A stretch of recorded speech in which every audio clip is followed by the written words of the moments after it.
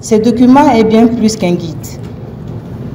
Il incarne notre engagement commun pour une alimentation scolaire saine, équitable et durable. Il vise à harmoniser les pratiques, renforcer la transparence et garantir une meilleure qualité de service pour nos enfants. Pour le PAM, nous remercions chaleureusement tous les acteurs impliqués dans son élaboration pour leur expertise et leur dévouement. En vous remettant ce manuel aujourd'hui, nous vous confions une responsabilité essentielle,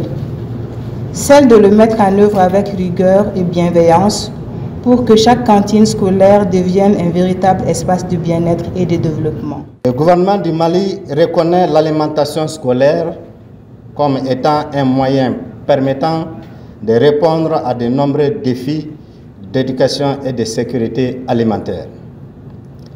La politique nationale de l'alimentation scolaire s'inscrit dans le processus de décentralisation amorcé par les différents gouvernements. Ainsi, un cadre juridique décentralisé a été mis en place pour la gestion des cantines scolaires à travers l'adoption de l'arrêté numéro 2011-3370, ministère de l'Éducation, de l'Alphabétisation et des langues nationales, secrétariat général du MEN, du 16 août 2011 portant création, organisation et modalités de fonctionnement du comité de gestion scolaire CGS et de l'arrêté interministériel 2012-0367, ministère de l'Éducation, de l'Alphabétisation et des langues nationales, ministère de l'Administration territoriale et ministère de l'Économie et des Finances du 2 février 2012, fixant les modalités de gestion des cantines scolaires. Mesdames et messieurs, après plusieurs années de mise en œuvre et suite à une évaluation de la politique nationale de l'alimentation scolaire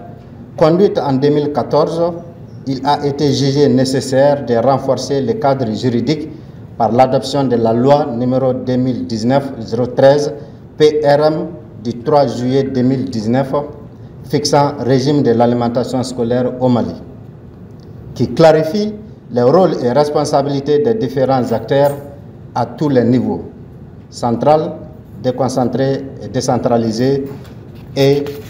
du nouvel arrêté interministériel numéro 2019-3326 MEN, ministère de l'Administration territoriale, ministère de l'Économie et des Finances SG, du 1er octobre 2019, fixant les modalités de gestion des cantines scolaires. Mesdames et messieurs, honorables invités, conformément à l'article 14 de l'arrêté interministériel cité, les modalités de gestion des ressources allouées au comité de gestion scolaire sont fixées dans un manuel de procédure. À cet effet,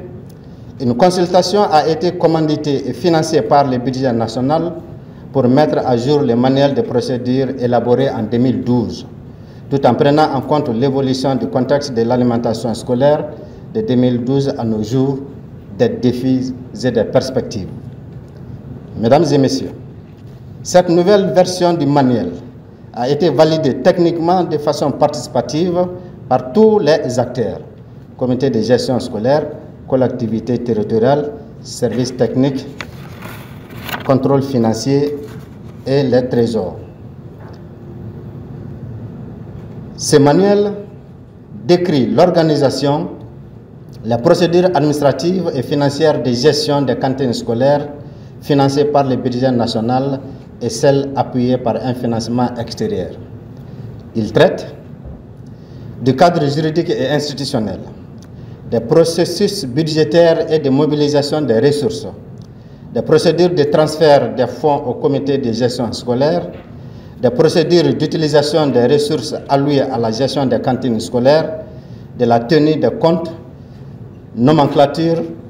des pièces justificatives et gestion des stocks, du suivi-évaluation. Sur la base du manuel de procédure actualisé et validé, il a été élaboré des extraits des procédures allégées ainsi que des modules de formation par groupe cible. Aussi, Il a été mis en place un vivier de formateurs nationaux en vue de la démultiplication des formations pour l'appropriation par les différents acteurs des procédures de gestion des cantines scolaires. Mesdames et messieurs,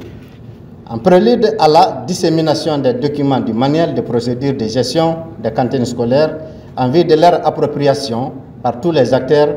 nous procéderons dans quelques instants à la remise officielle de quelques exemplaires aux différents départements sectoriels, aux structures déconcentrées et décentralisées et aux partenaires techniques et financiers intervenant dans le domaine de l'alimentation scolaire.